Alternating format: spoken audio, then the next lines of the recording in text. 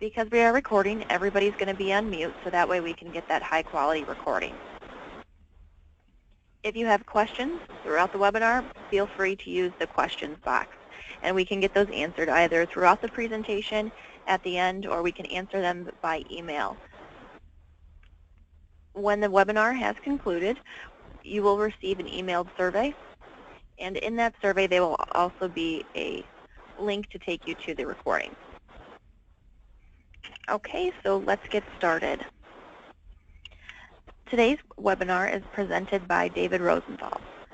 David is the owner of Reliability Strategy and Implementation Consultancy and has been a reliability consultant for over 25 years.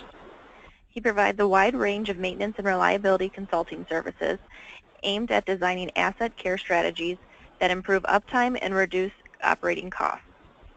Before starting his own consulting company, Dave spent a majority of his career with the Roman Haas Company, a specialty chemical manufacturer. Dave was the 2012 president of the American Institute of Chemical Engineers and currently serves on the advisory board to the Society of Maintenance and Reliability Professionals. Dave has a master's degree in chemical engineering and is a registered professional engineer and a certified maintenance and reliability professional. Dave, are you ready to take over? Yes, I am, Ashley. Thank you so much. And can you hear me? Yes, I can. Very good. Then we can get started. And a good morning or good afternoon to all of you, and welcome to this TestOil webinar entitled Operator-Driven Reliability. It's really my pleasure to present this to you. This is a subject that's near and dear to my heart, since so many efforts in reliability really are focused and really need to be presented to your operators and their role that they can play. And I'll wait a moment between each slide so the webinar can catch up to it. I'll discuss a brief safety moment, discuss the purpose, and then I'll discuss machine failure and the randomness of failure and why it's so important and how it relates to operations participation. And then we'll discuss the most important part of the webinar, are 8 different tools that you can use to get your operators involved in your reliability efforts. And again, these do not have to be done in order. You can pick any particular one you like to get started. I think as you get started with a particular tool, it really does drive participation. And then we'll finally discuss very briefly how to establish a strategy and a plan for moving your operator-driven reliability program forward. But again, the majority of the webinar will focus on various tools that you can use to draw your operators in to participate to improving reliability and asset care. I always start off with a safety moment. I was raised in the chemical industry, as Ashley mentioned. I worked for Roman Haas for over 30 years, and safety was crucial to the operation, and it was our culture to always start every meeting with a safety moment. I'll start with this one very briefly in that, and as you probably all know this, that a reliable plant is generally a safer plant. And a recent survey indicated that among 66% of respondents, that 60% of EHS incidents occurred during reactive work, which really should come as no surprise. When you're reacting to unplanned downtime, you're not thinking as well as you are with planned work, and you tend to take shortcuts, not think about all the steps that are involved, and it opens you to risk for injury and even worse. And again, reliable operations allow for more planning and dictate methods of execution, and then plant personnel are better trained and knowledgeable about those procedures. And of course, reactive organizations allow equipment to dictate resource use, timing, and priorities, which can lead to further incidents. And even ExxonMobil reported that accidents are 5 times more likely in maintenance when doing breakdown work than doing planned and scheduled work. So again, I'm sure this confirms what many of you already know, but I wanted to show you that in a safety moment here in this webinar. The purpose of this webinar is twofold. First of all, to demonstrate why operator involvement is so important to the detection of failure and improving of asset care, which ultimately results in the most important thing to all of your operations, and that's increased uptime and reduced operating costs. And the second purpose is to provide you a set of tools that you can use to kind of attract the operators to become that needed partner. So again, purpose of the webinar is in twofold. One is to explain why it's so important, and two is to give you some tools that you could use literally tomorrow to gain that participation. First, let me start out with the question that I always ask whenever I visit a site, and that question is, who owns the equipment? That's a question that you really need to ask yourselves and those around you in your workplace about equipment care. In my definition, it's always the operators who own the equipment. And of course, in this definition of ownership that I show here on this slide, it means to basically take the equipment on as a possession. Now, that possession implies certain responsibilities. Now, what I like to explain in the same definition is that ownership has various degrees of level of care. Now, we all know of people who say they own their cars, and then when you look inside, you see that some people's cars are just filled with trash and the like, and then you look in other people's cars that are just absolutely immaculate. They run, beautifully, they're clean. So obviously, ownership, although as a broad definition, has a lot of different variations to it. And what we try to aim for is that kind of ownership in which the equipment looks like it's being cared for. It's operating properly, it's cleaned, it's shut down and started properly, tasks are accomplished on time, all those things which indicate equipment care and ownership. So again, I always ask you to ask yourselves and those around you, who owns your equipment? Now, the problem that we see is that operations tend to separate themselves from others in that they claim that maintenance fixes the equipment, and operations runs the equipment. With that type of attitude, they are not portraying themselves as owners. And basically, that really is a tremendous hindrance to ownership. And the one thing that I'll show you in another slide here is that, conservatively speaking, the majority of all failures that occur in manufacturing occur from the way the equipment is operated, both the design and its operation. And I make a pretty emphatic statement there at the bottom of the slide, but I'm pretty certain of that, and as I've seen this throughout the industry, regardless of what's being produced, is that really no successful effort to improve reliability is not without an established operations, maintenance, and engineering partnership. In other words, you need the operations group to be a part of the effort. You simply cannot get to the place of this equipment ownership that I spoke of earlier without the inclusion of operations. So again, when you hear that operations runs the equipment and maintenance owns it, you have quite a distance to go before you can say that operations really owns the equipment and acts as owners in the care and operating of that equipment. So really, what detracts from operators' ownership? I just mentioned one in the earlier slide. But when you see a lack of sponsorship, when you see a lack of participation from leadership about shared goals that the operators are responsible for the care of the equipment. Of course, goes without saying, sites that are reactive. A reactive site is not a site that has good operations ownership. And again, I'll say this statement again, when operations runs the equipment and maintenance fixes it, that's certainly a mentality that detracts completely from ownership. When the operators go to the break room while it's being maintained, that is not a good behavior. Of course, when people say that maintaining production is important and maintenance just serves production needs, that's not a good indicator of ownership either. It's truly a partnership. It's not one versus the other.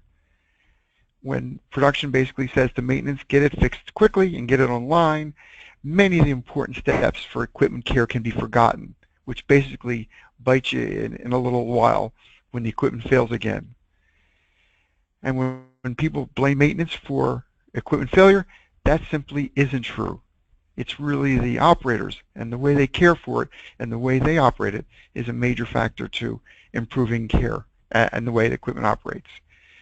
When people believe that equipment failure is part of everyday operations, I sometimes would like to relate that to when I started in the industry, and I hate to say it, in 1980, when we talked about safety. Back then we thought safety was just part of everyday operations. Today we know much better than that. We know that safety is everyone's responsibility and all injuries are preventable. So is equipment failure. Many equipment failure issues are preventable through proper care and operation. And whenever we give credit to heroes for keeping us running, for making that maintenance guy come in the middle of the night and get the equipment back online, that detracts from ownership. We need to be complimenting them on how long the equipment runs for and how long it's been running without any intervention. When we have a turnover mentality to maintenance and operations walks away, they're not owners. They're basically turning over their responsibility to another group. And whenever management gives out messages of congratulations for getting equipment back online or answering the call from a crisis, that simply supports those who really hang their hat on responding to crises and moving away from what I call the ownership mentality and long-running equipment. And when operations doesn't get trained on equipment operation, that too detracts from being a good owner. We always tend to train maintenance groups, but operations rarely gets to train on the equipment itself and how it operates. Okay, moving from the negative to the positive. So again, the answering, as I said to you earlier, I was going to talk about the reason why. And of course, I could probably discuss this in the next 2 or 3 hours, but the failure curves are something that most of you really should become familiar with. And the failure curves describe all the mechanisms in which equipment fails. But what I want you to take away from this slide is one basic fact, and is that the majority, I mean the far majority, some 90% of all equipment is random. Random failure gives no signs of, gives very few, well, it gives some signs of early failure, but it occurs at any time. There's only a small percentage of failures that are time-based, in which you can actually measure using the clock or runtime or other types of metrics that will indicate when a component should be replaced or brought up to original condition. So when you have random failure, it doesn't matter how many mechanics you have on site. It really depends on who has the most exposure to that equipment on site, and that is the operator. So their presence is really crucial in attacking that 90% of all failure, which is random.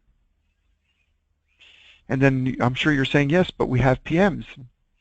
But PMs are generally the wrong action. In fact, as I mentioned here in the slide, most sites have more PMs than they need, and they should be optimized. PMs are generally the wrong action, since if you intervene in a piece of equipment that's working properly and do a PM, you could actually cause more harm than good.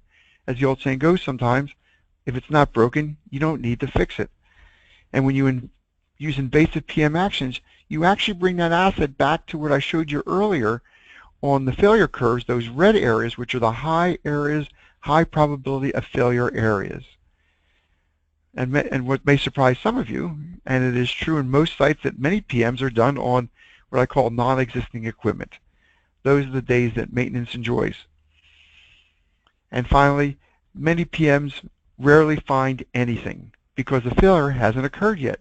So with all this in mind, PMs should be really used more sparingly than they are, and what's more important is operator monitoring and intervention.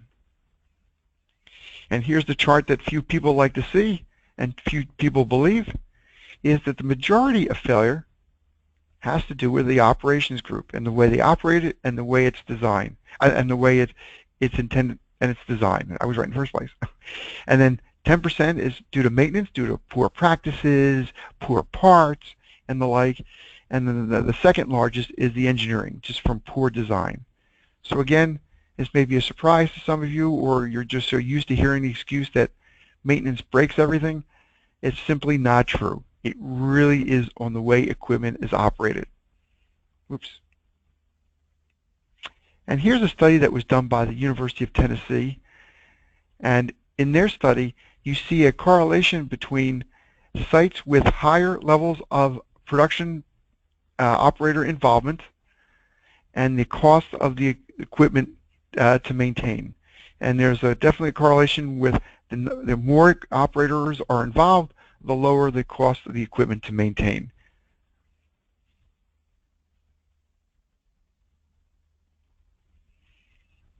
And before I get into the tools, just from a strategic and high level, so many of the various tasks we have for an asset care program for any piece of rotating or fixed equipment really is operations related, whether it's the normal care of startup, shutdown, and normal operations, or whether it's just the basic care of oiling and greasing and adjusting. All those things are all related to operations. So much of the activities for an asset care program really are in the purview of the operators.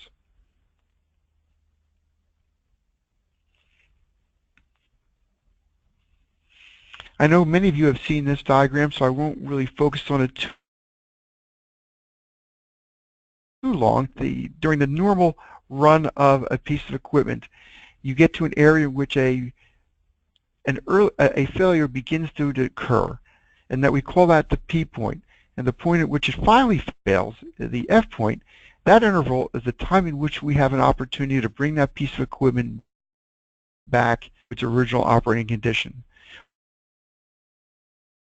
But prior to detect that P point, they can be preventative, which should be used more sparingly, as I mentioned earlier, or they can be more condition-based, which is where the operator comes in.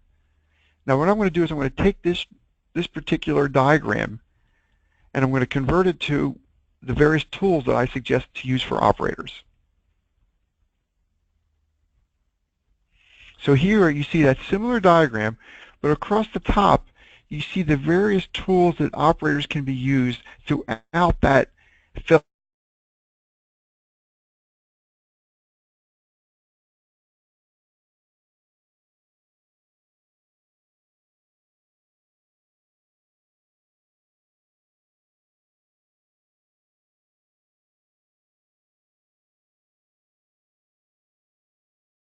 failure to tell that good operator training, equipment operating window monitoring, operator rounds, doing reliability walkthroughs, which I'll discuss here in a couple of slides, getting them involved in troubleshooting, getting them involved in the maintenance workflow, and finally that word that is probably is ill-defined every time it's used is autonomous maintenance. And I'll describe more of that on different ways you can get to autonomous maintenance.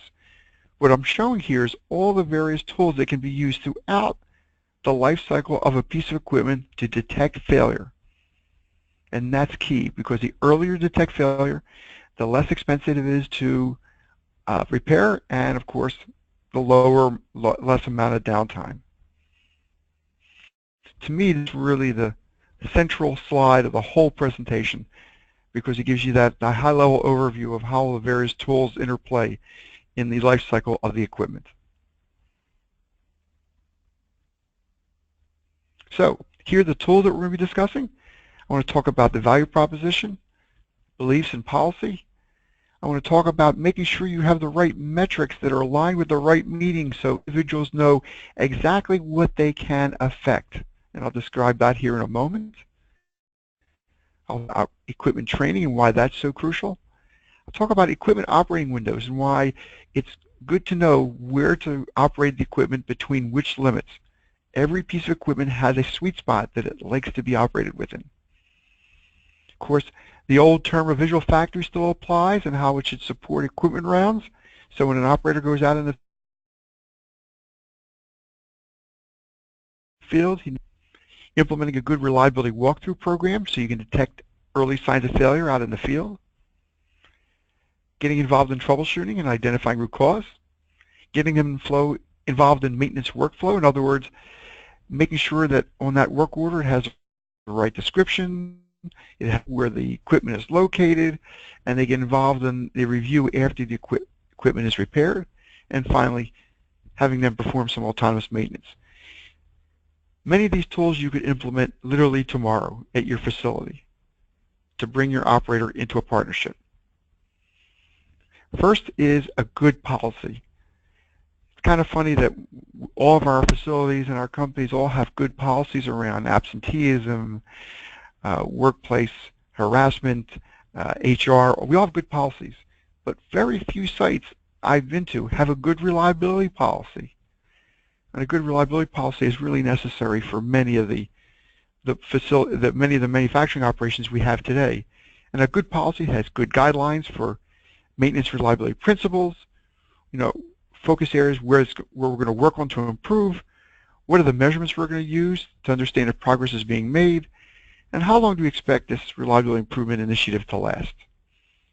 So again, many of us have great policies, but few have a good reliability policy.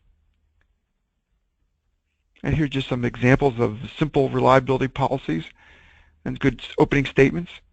In other words, our production process will operate without failure and will enable the extension of turnarounds to the industry benchmarks, where we'll strive to achieve equipment process performance and reliability that drives quality and on-time delivery that meets our customers' needs and delivers value to all our stakeholders. So again, you can all compose your own, but certainly a good policy is great to have for everyone to know the direction we're headed. We all have safety beliefs. I know the companies that I've worked for always had a set of safety beliefs, but what are our reliability beliefs? What do we truly believe about the reliability of our equipment? That it is everyone's concern, we use the right tools, we detect failure early, we look for abnormal conditions early, we have visible reliability metrics, management is committed along with staff, issues are resolved, reliability is how we select and install and operate equipment, and we use and follow equipment instructions. So again, here's an example of just a set of beliefs that certainly you can adapt your own. A value proposition. It's funny today that most of the things we buy commercially we're sold, and yet we insist that the operators become our partners without a good sell. So what I'm suggesting here is that we all need to develop a good selling tool to convince operations that their role is vital. We need what I call a good elevator speech, a good short sentence or a couple of words that say why your participation is so important. For instance, what's important to the operators? They want a predictable and safer work environment. They want to come to work every day and know that the equipment will be running safely and they can leave in a safe manner. They want a sustaining work environment. They want to be able to they want a place of employment that they can come to every day. Of course, many may not admit it, but they also want the business to improve to guarantee them a good job. And finally, maybe for maintenance people, they need good transportable skills, and certain reliability can provide a lot of great transportable skills for them to use, no matter where they go. Metrics. This is an interesting topic. Many people who sit and listen to metrics, whether it's at management meetings and the like, we talk about metrics that really don't relate to what people believe they can affect. Many of our metrics that we discuss are too high level. They're what we call lagging metrics. Lagging metrics are a result and do not measure the performance of the work process. What we need to discuss with operators are leading metrics. Leading metrics are those that actually are related to the activities that they do that affect the lagging metrics. But they rarely hear that. And what they need to understand is the things that they do that affect those lagging metrics through their abilities and the kind of tasks that they carry out. So what we need to do is straighten out our metrics so we discuss with the right crowd the right set of metrics so they know what to impact. I know there's a lot on this slide, but here's a typical set of metrics that are aligned by when they are discussed. On a daily basis, I like to discuss how many bad actors that failed, how many critical pieces of equipment failed, how many on-conditions exceptions from tours and equipment monitoring rounds did we find. So, and as we move between weekly and monthly, we discuss the more lagging metrics and some leading metrics, but we move more towards lagging. But on a daily basis and even weekly, we discuss in our meetings the metrics that are related to the people that are there. Many of them just don't know how to impact the metrics that they hear. And it goes in one ear and out the other. Again, alignment of metrics is crucial to moving people in the right direction and gain a partner. Next is training. We always tend to be training our maintenance people on equipment operation. We bring in vendors to do certain lunch and learns, and we bring in others to help them. But what do we do for our operators? How do we train them on the equipment operation? Of course, we train them on the operating procedure, but rarely do we try to have them understand what goes on under the hood. Areas that I would first start out as to train operators are in the fundamentals. Fundamentals around pressure, temperature, and flow. You'd be surprised how many operators don't understand the fundamentals of measurement and the things we use to determine the efficient operation of a piece of equipment, the proper operation of a piece of equipment. Next, I would talk about equipment operation and focus on operating ranges, which I'll discuss here in a moment around equipment operating windows. Then I would train them on the 5 whys just to do root cause analysis. And then as you move along, I would talk more about the equipment care and get a little bit more technical with them. And finally, although everyone seems to jump to TPM, that's really towards the end of my list for training. And I like to do more about the fundamentals first. Then who can teach them? Of course, the community and technical schools, but even many maintenance personnel are very good trainers and could help out. Because unfortunately, they see the end result of operating errors in the equipment. Equipment operating windows. Every piece of equipment has a window for its various variables in which it likes to be operated. These are set by design and other limitations such as its components, materials construction, etc. When we operate equipment outside those windows, that's when we introduce possibilities for failure. When we overheat a piece of equipment, when the pH is wrong and we affect the materials of construction, they may not affect the equipment immediately, but down the road they could have a dramatic effect. And many times operations groups do not know when they operate outside those windows. It's really up to the engineers and the operating leadership to determine and to make sure that operators understand what are the proper windows for various variables for all equipment. How do you set operating windows? Very simply, you first establish the criticality of a piece of equipment. You establish which variables are important to its operation. For each of those variables, you identify a window, and then you establish operator checks to make sure that that piece of equipment is operated within that window. And that monitoring can be done either to your DCS system, to an operator round, or through any other monitoring system that you have. But that window is crucial in keeping that piece of equipment operating properly. I know there's a lot on this slide, but here's just an example of what you can do to set up for operating windows. You would first set up the checks to be done by the operator, what are the expected values, what is the actual window itself, and then what actions does someone take when the equipment is operating outside the window. This can be easily adapted to a tablet or to any other mobile device that an operator has out in the field or even up on a DCS screen.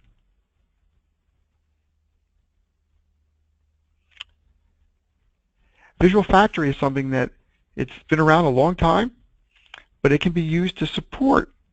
It can be used really to support the operator round and monitoring of equipment operating windows. A lot of times equipment round sheets are no more than control checklists, and there are no standards to allow the understanding of variances from normal operation. In other words, operators don't know what window they're trying to focus in. And so it's important to let them know about that operating window and to make sure that the use of Visual Factory supports that. So the slide also says you need to move from control to more of a value-added task, and that's looking for equipment operating window limits. And here's some guidelines for a good operator around checklist, and it focuses on value, things that are important to the equipment, to the plant operation. And I'll let you read through those briefly, but these are just basically the basics of equipment rounds, and you may be surprised that even when you convert to handheld use, the productivity improvement is not large. And most people say, oh, you know, handheld's really the way to go. First, I would say do it manually, then auto, but do a good job at setting up a good round checklist that includes operating windows. And Visual Factory is, again, an older technique, but it's still very appropriate. It can be used in so many different ways, on pressure gauges, on levels, just to indicate where that level should be, what the window should be when they go out into the field, and what's the right places to check. There's one in the upper right around chain slack. Where should that chain be on a piece of equipment? These are very simple techniques, but certainly very effective.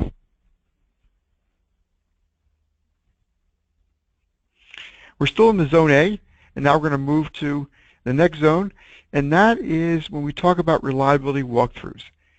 And then the overriding statement here is that when people see abnormal conditions every day, the equipment is in poor working order, there are leaks, other aspects, it is the greatest enemy of reliability because people think that is the normal way equipment operates. And the job that management has and those of us that are in charge of that equipment, our job is to move people away from the abnormal to what the proper operating condition of a piece of equipment is. And the greatest way to do that is to go out in the field and look at that equipment to see what the early signs of failure are and move people away from the feeling that this is the way the equipment always is. We need to move away from that. And the way I do it is using the human senses. To me, the human senses are the strongest tools that we have. So what I call a reliability walkthrough. A reliability walkthrough is no more than a walkthrough of the equipment, this time not looking at safety issues, although they are important, but looking at equipment condition. And it's basically a group of mechanic, an operator, a foreman in the unit, and maybe a reliability engineer to walk through the equipment and look at the early signs and set a higher expectation for that equipment and get it fixed.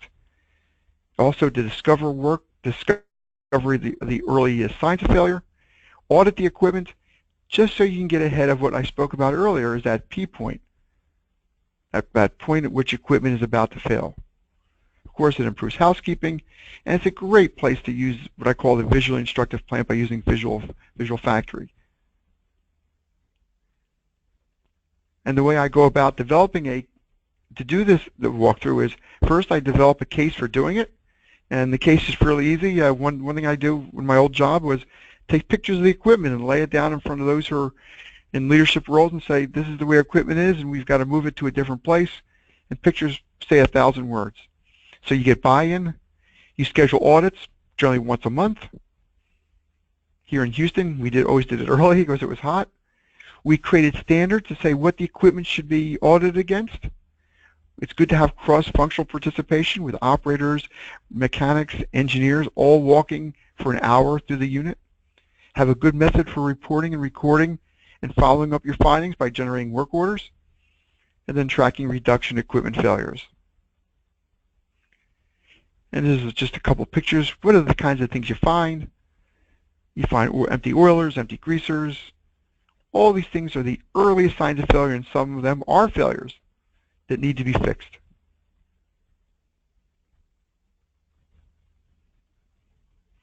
And here's just a list of other things I have found during housekeeping, during the reliability walkthroughs.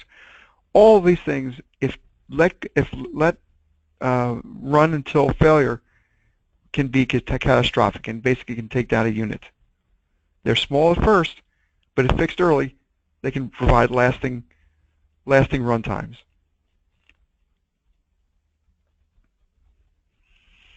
And this is just a short list of implementation. I won't go through all the details, but it just takes a champion to sell the case, build it, set up the standards, invite the attendees, and to basically really stick to a schedule of monthly walkthroughs until you don't find anything anymore. And basically the operators are going through the unit and checking it themselves. So that does take time. Like I said, I've implemented this in several different locations.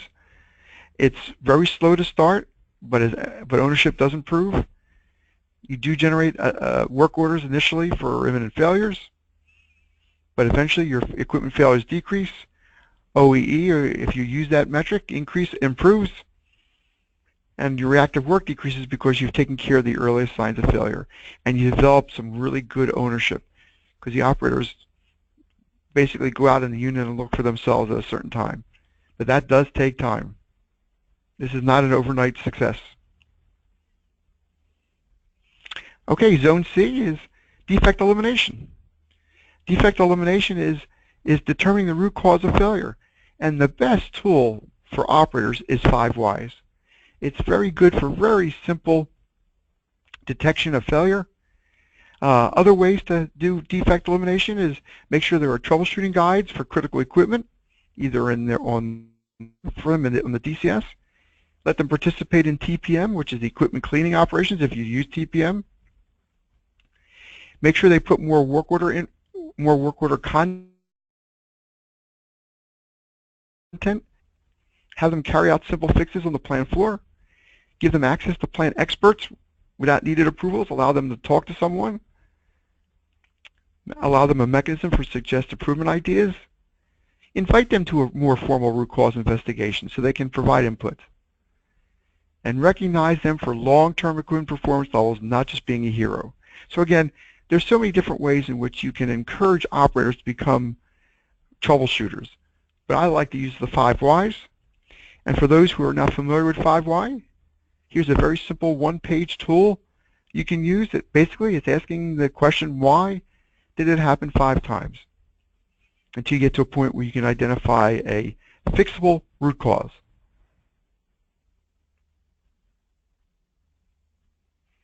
Another way to do it is, I used to use what was called a pump card. And these little cards or index cards you can basically put in the operator's pocket, and if they should ever have a failure of a pump, the first thing to do is gather as much information as you can so the mechanics have a head start. Very simple tool, troubleshooting form, can be no bigger than an index card, and really provide some input to operators, to mechanics, so they can get a head start on what's wrong. And maybe help an operator determine what is wrong so they can fix it. Zone D, I talked about workflow management. Yes, I know that we try to keep our operators out of the maintenance workflow, but they have a definite role. They should complete the troubleshooting, submit a work order with lots of good content, place a tag in the field, if possible, perform, and I'll discuss this here in a moment with autonomous maintenance, perform some basic maintenance. In some cases, help maintenance, maybe pull a pump, put blinds in. After completion, approve the work area, make sure it's clean. So there are many different tasks that an operator can do within the maintenance workflow that really helps out and gives them a participation and gives them a sense of ownership. How many times do I hear operators complain that mechanics left the area a mess? Did they look at it? Sometimes I doubt it. Okay, and the last area is autonomous maintenance. The issue I see with autonomous maintenance is that most sites move to, their thought process moves that it's always the end state, which is operators performing all the various maintenance tasks, and that's not really a good place to end up. There's many elements and levels prior to that that you can use that are types of autonomous maintenance. And all of this type of maintenance really supports the condition-based stuff. Many of it is the preventive maintenance tasks that you've taken out of the system and you've given to the operators. I mentioned here that a good policy is needed, so you have a good bound and good scope of what can be done. We're not trying to replace mechanics at all. They are still there to do the work that they're trained for, but mechanics can do more of the low-tech condition monitoring, some things that we just don't need a mechanic to do. And here on this slide you see 3 different levels of autonomous maintenance. The first is what I call non-contact troubleshooting, using the human senses, awareness of bad actors, doing cleaning, changing filters, all things that are non-maintenance related. And then once you add some training, you can do level 2, which are more of the PM inspections, lubrication, all with training. Taking temperature and bearing and motor temperatures, inspecting couplings, making sure the belts are properly tightened, make sure the chains aren't slacking. And you can use very simple handheld tools for them to use, non-contact tools. And then level 3 is what we call autonomous maintenance, actually doing some tasks those to assist the maintenance group before they have to do a more complex task based on their training. But again, don't just jump to level 3. There are 2 good levels up front that can be used to get the operators involved in the early steps of maintenance. So, as we close out here, what's a good strategic plan? Again, before you get involved in thinking about operator-driven reliability, you need a good plan. Where do you want to get to in 5 years? What do you see your site being with operator-driven involvement? What's the purpose of this? What's the business going to get out of it? Which of these tools, which strategies do you think you want to use? What's the objective? What aligned metrics are you going to use to show them that they're making an improvement? And finally, what tactics? What tools, what training do you need? And then who does what or when? So again, I do stress once you've looked at the tools and you want to move forward, first put together a good plan, sell a good plan, and then get started. So with that, Ashley, is my summary of our webinar today. And of course, the partnership is crucial to improving reliability. It really starts from top down, from a good value proposition through to selecting some good tools to use for the operators. And most operations groups are terribly disconnected from their partnership as a part of their, but they're needed in their role and responsibility. And I introduced to you 8 different tools. You don't have to do them all. You can do one, whatever it takes to bring the operators into a partnership. So with that, I'd be more than happy to take questions. All right. If there's any questions out there, please feel free to use that questions pane and we can get those answered for you.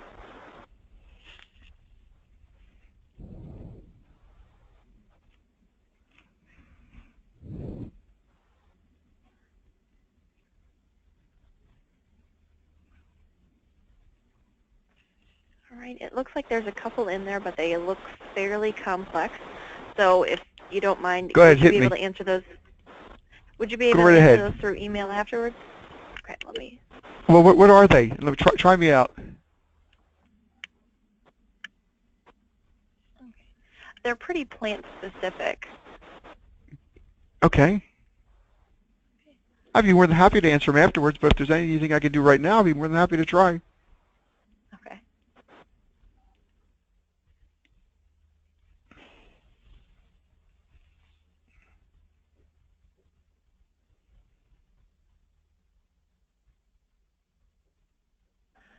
Okay. What is a lagging indicator? Can you answer that one for us real fast? Okay, sure. I discussed that earlier. A lagging indicator is one in which you're measuring just the performance of a system.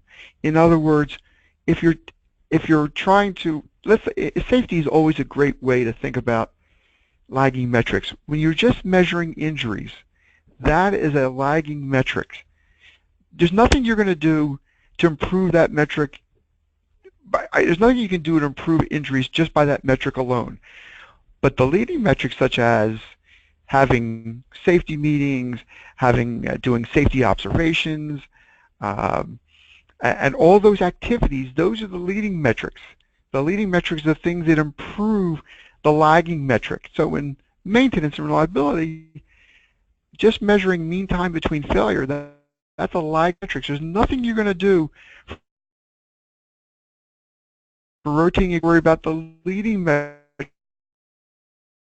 rotating PMs on, having a good swapping program. All those things are involved in rotating equipment that lead to improvement in mean time between failure.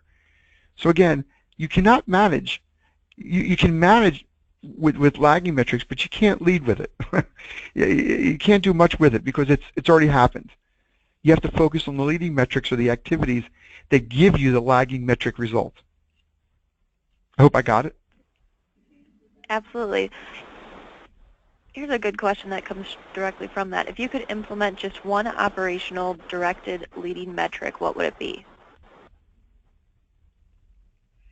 Just one. I would probably select the amount of variances that operators find on operator rounds. And what I would do is I would track that well, I would create a good log of what they find on their rounds that are out of, there are variances that are out of the windows, and I have to make sure that someone's looking at them, and someone is then correlating them to say, hey, what can we do to fix what they see? So that's the one thing I would fix. I would work on the most operator rounds. All right. And would it be possible to get a sample policy for us to review? There's so many out that are out there. I would just suggest looking at doing a Google search. Believe it or not, there's some examples out there on the web, and I won't mention which websites they are. I don't want to do any advertising, but if you just do a search on reliability policy, you'll pick up a couple that way. Okay, excellent. And okay.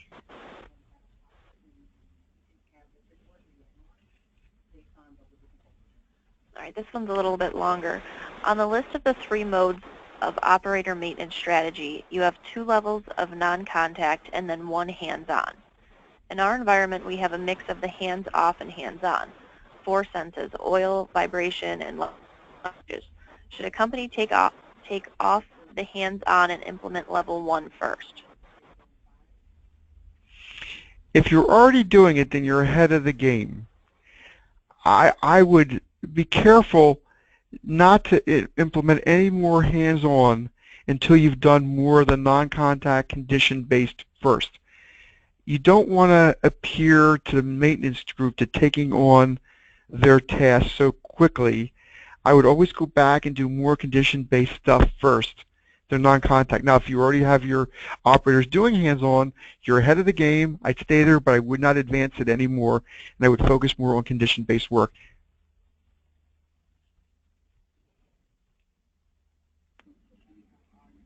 Excellent. Okay, I don't see any more questions right now. Okay, very good. If anybody does have any questions, Dave's email is on the slide right now, or you can contact me and I'd be happy to help or direct you to somebody that can help you. So that is going to conclude our webinar today. Thank you for everyone and Dave, thank you for presenting. That was great. My pleasure. All right, have a great afternoon, everyone. Take care.